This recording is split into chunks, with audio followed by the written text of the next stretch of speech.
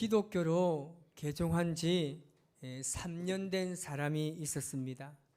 어느 날 그를 전도한 친구가 그에게 와서 질문을 합니다. 자네가 이제 교회 다닌 지가 3년이 되었으니까 예수님에 대해서 어느 정도 많은 것을 알고 있겠지. 그러면서 그에게 질문합니다. 예수님께서 어느 나라에 태어나셨는지 아는가? 라고 묻습니다. 그런데 그 친구는 뜻하지 않게 모르겠다고 대답합니다. 그래서 그 친구가 다시 묻습니다. 그러면 예수님께서 몇 살 때 돌아가셨는지 아는가? 여전히 그 친구는 모르겠다고 이야기를 합니다. 그러면 예수님을 따르는 제자는 과연 몇 명쯤 되는가라고 물어보자 그 친구가 대답합니다.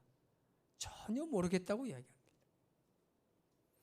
전도한 그 친구가 갑자기 화가 나는 거예요. 아니, 자네는 기독교로 개종한 지 3년이나 되었는데 아는 것이 하나도 없으면서 어떻게 기독교인이라고 말할 수 있다는 말인가? 라고 이야기합니다. 그때 그 친구가 이야기합니다. 그래, 자네 말이 맞아. 나도 예수님에 대해서 아는 것이 없어서 때로는 너무나 부끄럽다네. 그렇지만 내가 이것만은 분명하게 이야기할 수 있다네.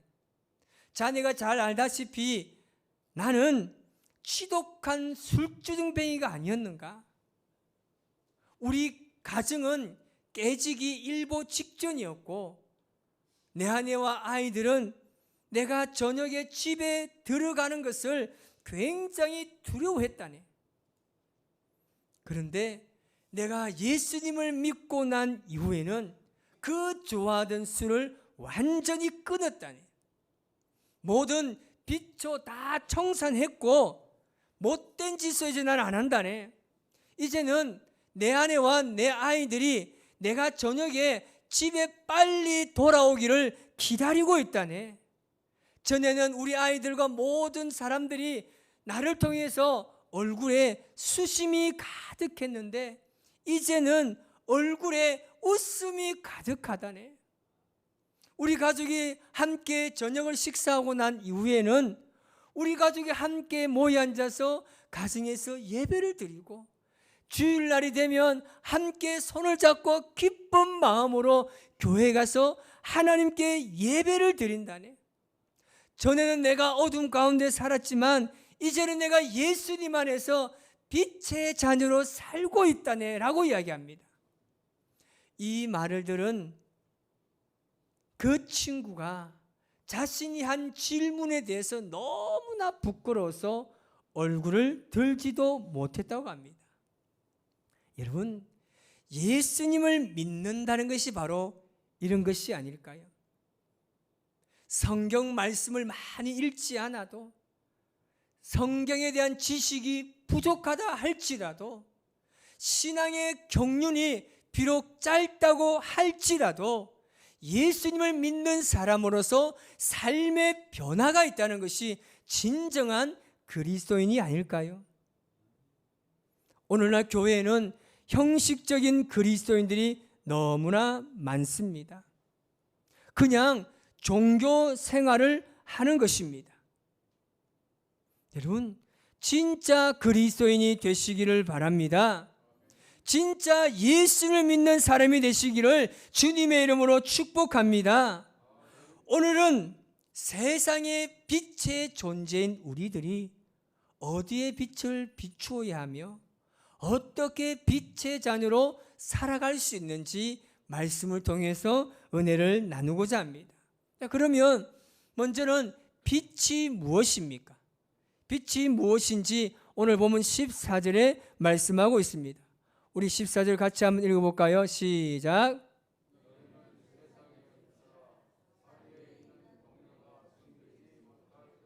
아멘.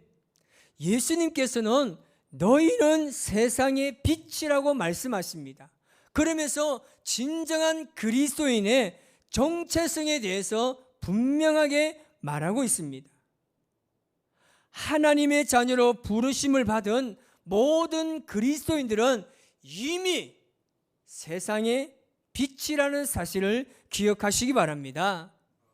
그래서 우리는 세상의 빛으로 존재해야 합니다.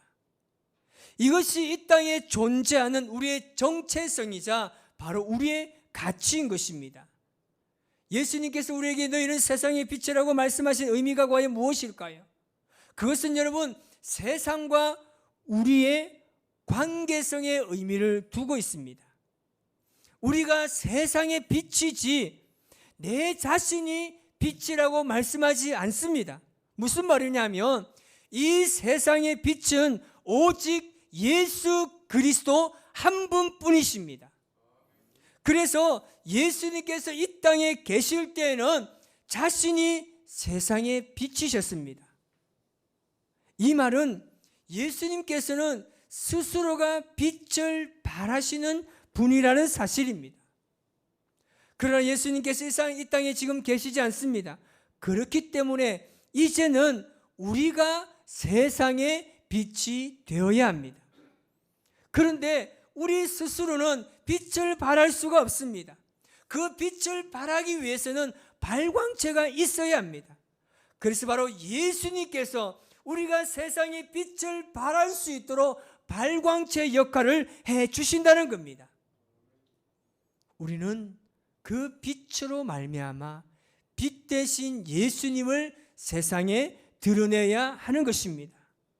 그 빛의 역할은 무엇입니까? 첫 번째는요, 이 빛은 세상의 어두운 곳에 비춰야 합니다.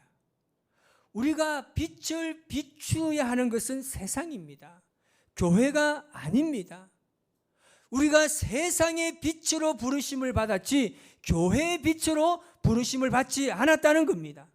그런데 지금 우리의 삶은 어떻습니까? 완전 거꾸로입니다. 많은 그리스도인을 보면 교회에서 너무나 착해요. 모두가 양반이고 열심히 교회에서 헌신하고 봉사하며 섬깁니다. 교회에서 보면 모두가 여러분 성자예요. 그런데 세상에 나가기만 하면 그 빛은 온데간데 없이 다 숨겨져 버리고 사라져 버린다는 사실입니다. 코로나19로 인해서 한국 교회의 신뢰도가 굉장히 추락했습니다. 저는 여기에서 책임의식을 스스로 질문을 보게 되었습니다. 그리스도인으로서 내가 사회에 대한 책임의식이 있었는가라는 겁니다. 여러분, 그리스도인들은 사회에서 빛으로서의 책임의식이 분명히 있어야 합니다.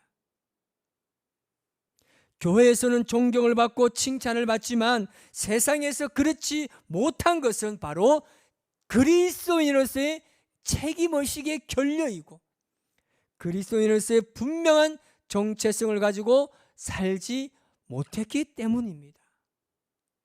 여러분, 신앙생활을 적당히 하면 얼마나 편하겠습니까? 편하죠.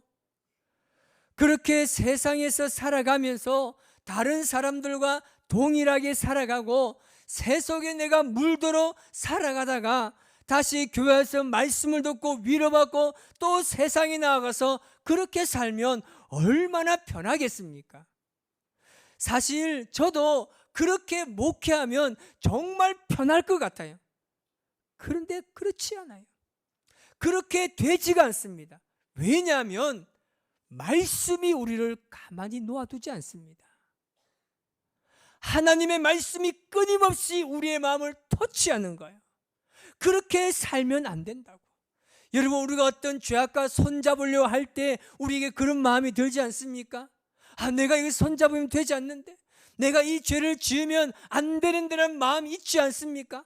그럴 때마다 성령께서 우리에게 말씀하십니다. 그렇게 하지 말라고. 그 죄악과 손잡지 말라고. 너는 세상의 빛이기 때문에 그렇게 세상과 타협하고 세상에 손을 잡아서는 안 된다고 여전히 우리에게 말하고 있지 않습니까? 여러분, 빛이 왜 존재해야 합니까? 어둠이 있기 때문에 빛이 존재합니다. 예수님께서 우리를 세상의 빛이라고 말한 것은 우리들이 살아가고 있는 세상의 수많은 영역들 속에 어둠이 가득하기 때문입니다. 빛의 역할은 뭡니까? 어두운 것을 밝히는 겁니다. 그래서 빛이 비치는 곳마다 흑암이 떠나가고 그 땅에 예수 그리스도의 이름으로 변화되는 것입니다. 그래서 이 땅은 예수를 믿는 사람들이 없어서는 안 되는 거예요. 우리가 예수님의 사람으로서 반드시 이 세상에 존재해야 됩니다. 예수님께서 이 땅에 어떻게 오셨습니까? 빛으로 오셨어요. 어두운 세상에 빛으로 오신 예수여. 좀 같이 하세요. 혼자 민망합니다. 어두운 세상에 빛으로 오신 예수여. 어두운 세상에. 참 따라 안 하시네. 예수님께서 이 땅에 세상의 빛으로 오셨다는 말입니다. 우리가 빛된 자녀로 이제 우리가 세상의 빛으로 나아가야 합니다. 그리고 어두워자는 그곳에 빛의 자녀로서의 존재를 확실히 드러내야 될 줄 믿습니다. 그러면 빛의 자녀로 살아갈 수 있는 방법이 무엇입니까? 오늘 본문 16절에 말씀하고 있습니다. 우리 같이 한번 읽어보겠습니다. 시작. 이같이 너희 빛이 사람 앞에 비치게 하여 그들로 너희 착한 행실을 보고 하늘에 계신 너희 아버지께 영광을 돌리게 하라. 아멘. 세상 사람들에게 착한 행실의 빛을 비추며 살아야 합니다. 그들이 우리의 착한 행실을 보게 해야 한다는 겁니다. 착한 행실이 무엇입니까? 일반적으로 말하면 도덕적이고 양심적인 일을 이야기합니다. 여러분, 세상은 그리스도인들에게 무엇을 원할까요? 우리가 그들의 필요에 의해서 살아갈 필요는 없지만 그래도 우리는 그들의 말을 들을 수 있어야 합니다. 때로 우리는 그들의 불평과 한탄의 소리를 들어야 합니다. 그래야 그들에게 우리의 존재로서의 역할을 감당할 수 있는 것입니다. 바로 언행일치입니다. 말과 행동이 같아야 하는 겁니다. 가장 대표적인 공동체가 바로 예루살렘 공동체입니다. 사도행전 2장 44절에서 47절에 그렇게 말합니다. 시작. 믿는 사람이 다 함께 있어 모든 물건을 서로 통용하고 또 재산과 소유를 팔아 각 사람의 필요를 따라 나눠주며 날마다 마음을 같이하여 성전에 모이기를 힘쓰고 집에서 떡을 떼며 기쁨과 순전한 마음으로 음식을 먹고 하나님을 찬미하며 또 온 백성에게 칭송을 받으니 주께서 구원받는 사람을 날마다 더하게 하시니라. 아멘. 온 백성에게 칭송을 받았다고 이야기합니다. 그때 당시에 모든 사람들이 예루살렘 교회 성도들을 통해서 착한 행실을 보았다는 겁니다. 그로 인해서 자연스럽게 나타나는 현상이 바로 구원받는 사람들이 날마다 늘어났다는 겁니다. 늘어나지 않을 수가 없죠. 세상 사람들을 여러분 궁금하게 만드세요. 여러분, 교회가 여러분 세상 사람들에게 궁금증을 유발해야 됩니다. 그들이 우리 교회를 보고 궁금해야 하는 거예요. 우리를 궁금해하도록 만드시기 바랍니다. 어떻게 만들 수 있겠습니까? 웃는 겁니다. 이 힘든 시국에 웃음이 나옵니까? 어떻게 웃을 수 있습니까? 그렇게 물어보신다면 나는 힘들어도 예수님 때문에 웃을 수 있다고 전하는 거예요. 왜 그런지 가슴이 두근거려요. 주님만 보면, 주님만 보면, 아멘. 주님만 보면, 교회만 보면 막 가슴이 설레해서 못 견디는 거예요. 세상 사람들이 여러분 교회를 궁금해하고 우리 성도들의 삶을 궁금해하도록 만드는 거예요. 어이구, 저 인간을 보니까 내가 교회를 가기 싫다고. 저 인간이 저렇게 하는 것 보니까 내가 교회 가고 싶은 마음이 뚝 떨어진다고. 끝나는 거예요. 여러분, 항상 웃으며 다니는 거예요. 다 같이 웃어봅시다. 시작. 어색하죠? 항상 웃었어요. 그러면 그들이 궁금해할 거잖아. 왜 웃느냐고. 분명 내가 보니까 저 사람은 지금 웃을 타이밍이 아니고 저 사람이 웃을 이유가 없는데 왜 저렇게 실실실 걸어갈 때도 누구를 만날 때도 저도 부끄럽습니다. 왜요? 그들이 우리에게 웃는 이유를 물어보면 좋잖아요. 내가 예수님 때문에 웃는다고. 지금 내 인생이 망해도 나는 예수님 때문에 웃을 수 있다고. 여러분, 우리가 그렇게 살아야 하는 겁니다. 코로나19를 통해서 교회가 가장 많이 듣는 소리가 뭔지 압니까? 정말 이웃을 사랑하냐고. 당신들은 이웃을 사랑한다고 말하면서 정말 이웃을 사랑하냐고 늘 이야기합니다. 그러면 당신들의 행동은 너무 이기적이에요. 그렇게 말하고 있습니다. 작년 2월에 한창 코로나가 시작될 때 서울의 지하철 매표소에 일회용 마스크를 1000장을 정부에서 비치했습니다. 그런데 그 마스크가 순식간에 사라져 버렸습니다. 마스크를 몇 장 슬며시 가지고 가는 여성을 본 기자가 그를 붙잡았어요. 그리고 그 여자에게 물어보는 거예요. 아니, 그걸 왜 그렇게 많이 가져갔어요?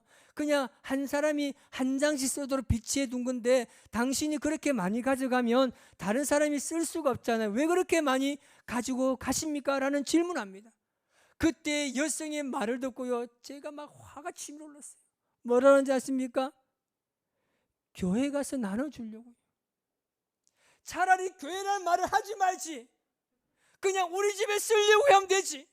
교회 가서 나눠달라는 거예요. 누가 나눠달라 했어요? 그런데요, 그 여성의 인터뷰가요, 그때 방송인 뉴스예요. 고스란히 그대로 방영됐습니다. 정말 부끄러운 일 아닙니까? 여러분, 우리가 누굽니까? 우리는 하나님의 자녀입니다. 예수님께서 십자가에 죽으시면까지 살리신 존재가 바로 나입니다. 그렇다면 우리는 이제부터 그 수준에 맞는 삶을 살아야 합니다. 내가 목사이든지 내가 장로이든지 내가 권사든지 내가 안수집사고 내가 집사이든지 간에 여러분, 예수님을 섬기는 그 수준이 바로 교회의 수준이라는 것을 명심하시기 바랍니다. 다시 말하면 여러분의 삶의 수준이 하나님께 영광을 돌리느냐, 하나님의 이름을 망령되게 부르느냐 달려 있다는 겁니다. 이 시국에 그리스도인들의 자존감이 얼마나 많이 상실했습니까? 얼마나 그리스도인들이 얼굴을 들고 다니지도 못하고 살고 있습니다. 저는 그렇게 말하고 싶지 않습니다. 여러분, 얼굴을 드세요. 어깨를 펴시기 바랍니다. 나는 세상의 빛입니다. 교회는 반드시 회복될 줄 믿습니다. 일어날 줄 믿습니다. 우리 교회는요, 세상에서 가장 좋은 교회입니다. 우리 교회 좋은 교회, 참 좋은 교회. 우리 교회 좋은 교회, 참 좋은 교회. 우리 교회 좋은 교회. 아멘. 세상에서 우리 교회가 제일 좋아요. 아멘. 제가 어제 어떤 한 분을 만났어요. 그분이 전에 있던 교회의 집사였어요. 근데 그분이요, 그냥 그때 당시 교회만 왔다 갔다 했어요. 왔다 갔다 했어요. 근데 어제 만났는데 그분이 뭐라고 한지 아십니까? 자기가 작년에 5명의 친구를 전도하고요, 그 사업장에서요, 교회 가지 못하면 그 불러놔놓고 거기서요 예배 드리고 1시간씩 찬송한대요. 제가 깜짝 놀랐습니다. 아니, 어떻게 이렇게 바뀌었냐고요. 저 깜짝 놀랐습니다. 근데 거기서 뭐라 한 줄 알아요? 목사님 덕분입니다. 아멘도 안 하시네. 자기 그 목사님 좋은 이야기 해주는데. 그때 목사님이 저를 태어나서 처음 저를 새벽기도 나오게 한 그것 때문에 제가 이렇게 바뀌었어요. 아멘 좀 하세요. 그러는 거예요. 참 얼마나 뿌듯하고 감사한지 몰랐습니다. 여러분, 오늘 지금 이 시간에도 우리가 살아가는 삶의 현장에는요, 곳곳에서 우리의 사역을 감당해야 될 일이 너무나 많은 거예요. 여러분, 여러분의 그 사업장에서 찬송하고 기도하고 예배하시나요? 여러분 직장에서 기도하고 말씀을 묵상하시나요? 여러분 가정은 어떻습니까? 여러분 삶의 일터는 어떻습니까? 이제 여러분 그 모든 삶의 영역에서 빛의 자녀로 살아가시기를 주님의 이름으로 축복합니다. 여러분의 믿음의 삶을 통하여서 하나님이 영광 받으실 줄 믿습니다. 너희 착한 행실을 보고 하나님께 영광을 돌려라. 이것이 우리의 삶의 목표입니다. 이번 한 주간도 여러분 세상에 빗댄 존재로서 그 수준에 맞는 삶을 살아가시기를, 그래서 하나님께 영광을 돌리시기를 주님의 이름으로 축복합니다. 우리의 삶입니다. 우리가 그리스도인으로 참된 삶을 살아야 하나님께서 영광을 받으시는 겁니다. 이 땅에 많은 그리스도인이 있지만 그 빛의 존재로 살지 못하고 있습니다. 오늘 이후로부터 이젠 여러분 세상에 나아가시면서 담대하게 선포하며 나아가시기 바랍니다. 나를 통해서 세상은 변화된다. 어두운 것은 밝아진다. 나를 통해서 세상은 살아나고 나를 통해서 내 주위에 있는 모든 사람들이 행복한 삶을 누릴 것이다. 아멘. 그래서 우리를 통해서 세상이 밝아지고 하나님의 영광이 드러나는 복된 인생을 살아가시는 저와 여러분의 삶이 되시기를 주님의 이름으로 축복합니다. 기도하겠습니다.